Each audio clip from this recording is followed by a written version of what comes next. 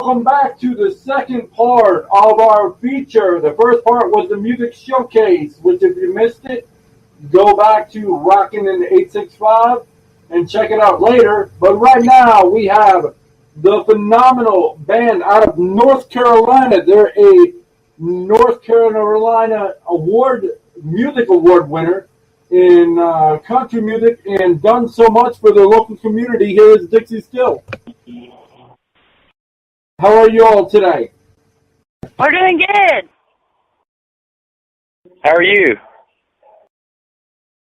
Doing well, doing well. Can't complain. I hear you. So the first question I have, to ask is actually not from me. One of our, fans, JP Dammit, asked, "What is the scariest thing that has ever happened to you, and where would you like to travel that you haven't been?" Can you repeat the part of the first part of the question there? Sure. What is the scariest thing that has ever happened to you? Scariest thing. When Stefan drives us anywhere. Yeah. Oh, yeah, when Stefan's behind the wheel of the car, you might end up on a one-way street in Nashville. That's just the truth right there. So that is probably the scariest thing that's ever happened to me. Personally, is riding with Stefan in a vehicle in Nashville down a one-way street. Yeah, it is pretty bad. Yeah, that's pretty bad. You want to take the second part there, Stefan? Yeah, we actually were on our way to Nashville, is where she's getting that from, and I had turned my GPS down, and we were talking and cutting up, and I wasn't paying attention, and I drove us probably only about 60 miles from Atlanta, Georgia, which is pretty good ways out of the way, going to Nashville. So we had a long trip that night. So, yeah, I agree. That's probably scary as me driving. Was it just on the wrong side of the road, or what was so scary about it? No, because we missed our exit by about 60 miles. Yeah, but then when we got to Nashville, that's why he's leaving out. We did end up the wrong way down a one-way street. So, yeah. Yeah. I was hoping she wouldn't mention that, but sure. Yeah, I went down the wrong way down a one-way street. It happens. It happens to the best of us and everything. All right, and where would you like to tour if you could anywhere outside of the United States? Anywhere there's a stage, man. Personally, yeah, we've kind of got our bucket list. Personally, for me, I would like to play the Grand Ole Opry. We haven't got to do that yet.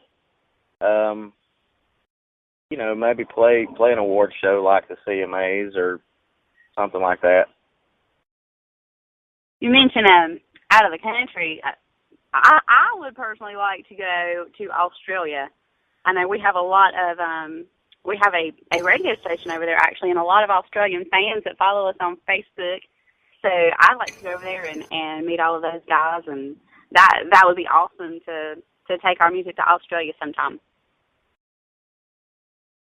I would imagine so. I actually know, quite a bunch of people from Australia as well.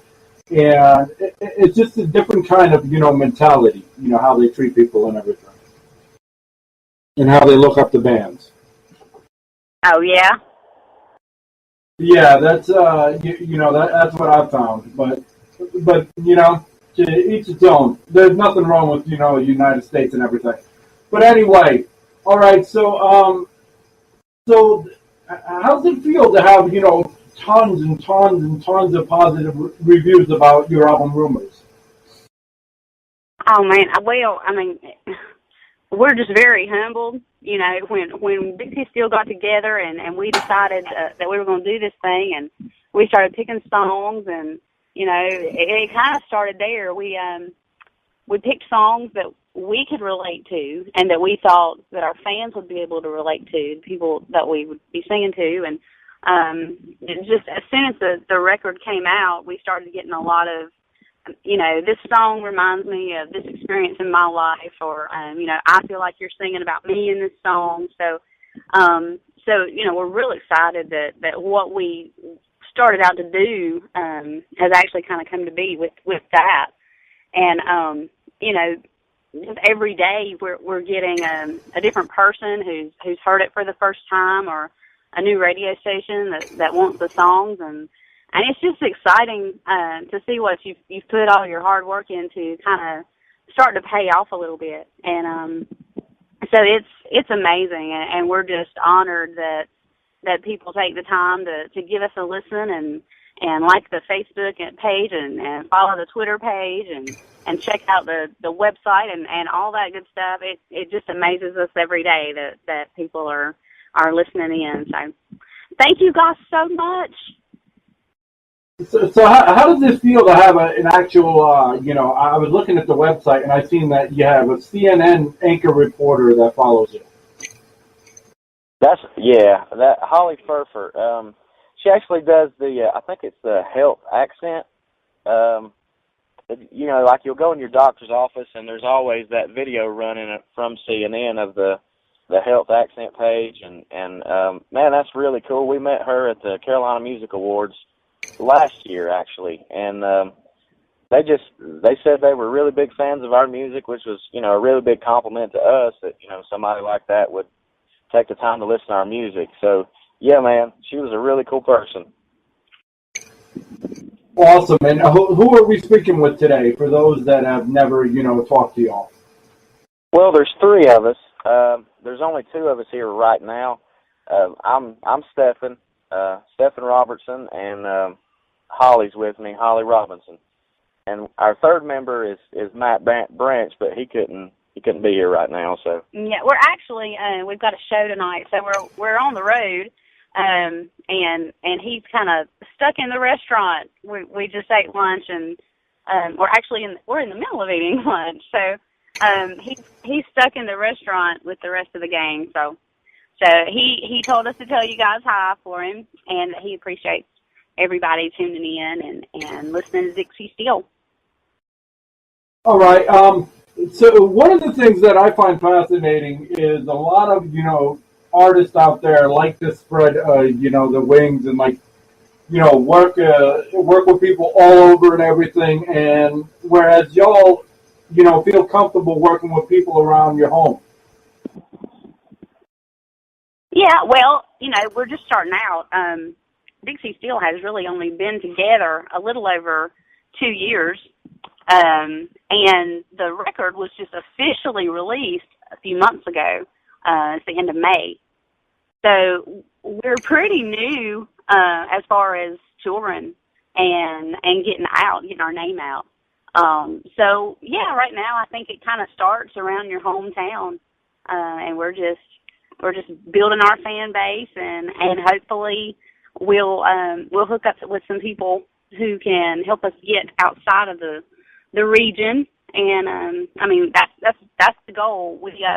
We want to do music for a living. It's what we're passionate about, and there's nothing like getting on a stage and singing to our fans and just connecting with them in that way.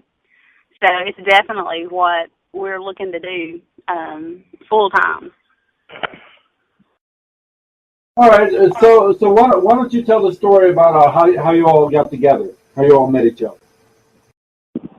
Well, actually, I've known Holly personally since about 2005. She sang with a trio called 3 for 1. It was a Christian trio, did Christian music, and I joined up with her because they had a vacancy in their group, and we sang together for a year or two, and kind of went our separate ways and did our own thing, and then I guess it was 4 or 5 years later, maybe.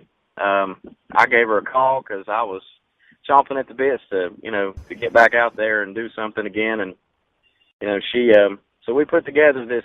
It was an inspirational country trio called Route 66, And we did that for a couple of years, and, you know, the guy that was with us there, he decided that's not what he wanted to do anymore, so that's when we met Matt. Matt was already with a band at the time, but Holly had recorded them in the studio, and, you know, we just got to talking one day that it'd be cool, you know, to maybe collaborate and do some things with him. And, you know, I think it was kind of a God thing myself. It was kind of an ordained thing for us, I feel like, and here we are.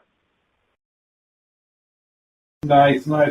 So what's the meaning behind the name? Where did you all come up with Dixie Still out of everything? Well, originally, you know, Dixie Still, being from right below the mountains of North Carolina, we named it Dixie Still because Dixie is kind of feminine, and still, you have moonshine stills all over the mountains of North Carolina. So originally the name was Dixie Still, kind of named after a moonshine still.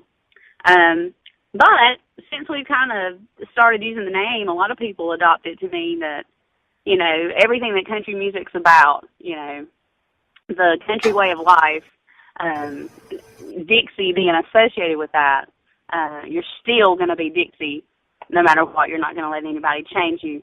So either way, it works. You know, we really like the name, and it fits us all to a T. So here's what I find fascinating. You know, back in 2013, and I'm not sure if y'all are, you know, still working with them. I'm pretty sure you are, though. You know, you teamed up, you know, with you know, people to help raise awareness and money for the children in the community who are fighting cystic fibrosis. And exactly what is that? Yes, cystic fibrosis. It's a disease that attacks the respiratory system, and a lot of children get that. And to us, the reason we connected so with that charity, you know, we take for granted, especially the three of us, we take for granted that we're able to sing and hold the notes as long as we do, and we're blessed to have that talent, and probably, you know, can control our breathing and support of a note, you know, a little bit better than an average person just because of our training in voice lessons and stuff we've had. So it was just really close to home for us. I'll never will forget, you know, when we were first learning about the disease, to someone who has CF, it's like breathing through a straw. And, you know, so we just decided that, you know, anything we could do to help that organization by using what we take for granted is an amazing thing, and a way we can give back. The song, Dark Horse, that we do is actually kind of dedicated to that cause, because people kind of count out the kids that have that, you know, they can't do this and they can't do that, but they are the dark horse that everybody's rooting for. And in the end, so that song is dedicated to those kids who fight that disease. Wow, I mean, that seems very, you know, like it could be, you know, life-threatening and everything, because if you're, you know, out of a straw, that's not. Wow. So what is the reaction from the kids, you know, from this, and how do they take, you know, to y'all helping them? Say again? We didn't hear you, buddy. All right, not a problem. On this end, I'm having to up the volume, down the volume too. It's picking up and then it's not. All right. How great does it make them kids feel? You know, that somebody, you know, that a band to them, you know, is, you know, a star in their eyes, you know, is, you know, willing to help them and everything, and, you know, help them fight life and everything. I mean, that must give you the greatest feeling, just to, you know, see the smile, you know, from a kid. Yeah, man. We actually did it's like a free concert about a year ago when we started up with the Cystic Fibrosis Foundation, and man, just to see all those kids there that, you know, that like Holly said, you know, it's like breathing through a straw. I couldn't imagine not being able to get my breath.